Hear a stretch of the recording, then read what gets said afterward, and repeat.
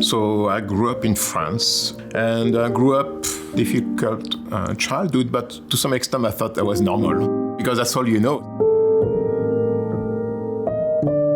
My relationship with my mother was complex. Not having a father, I think I never doubted she loved me, but the way she loved me didn't translate into joy and happiness.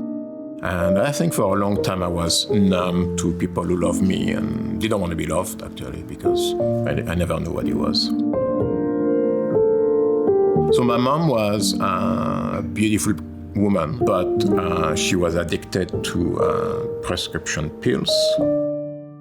Drug can do awful things to somebody. My mother forced me to swallow sleeping pills. She tried to kill me. No doctor did anything. Nobody called the police. There was no safety net for me. My own family knew about the abuse, but nobody did anything. When I was taken away from my mom by the social services, a child can be physically abused, sexually abused. Some of the kids I grew up end up in jail, killing themselves on the street again. And it's a very hard circle to break out from. So you develop a sense of survival. You don't trust anybody. You cannot trust anybody. For me, coming from where I was coming, I had this big sticker on my forehead, you know.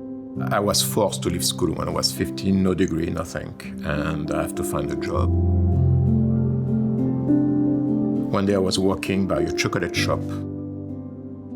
I stopped and I had a sign in the window looking for an apprentice.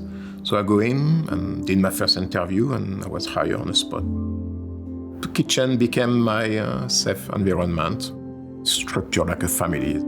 You know you're doing something for yourself. And for once, I didn't feel like I belonged to the bad side of society.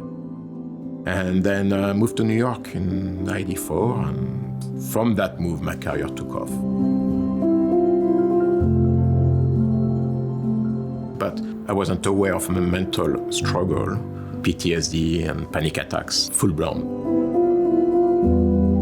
You feel like you need to quit because you're not good enough. So you give up a relationship, you give up everything good you have, you just walk away and slowly fall into misery. And yet, I never felt like I don't deserve to have a normal life.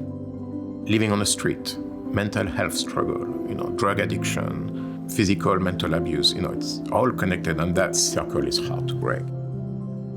You cannot judge and discern who has a right for help and who doesn't. There is so many people who needs help. That door has to be wide open. And I think Family Services does an amazing job for that.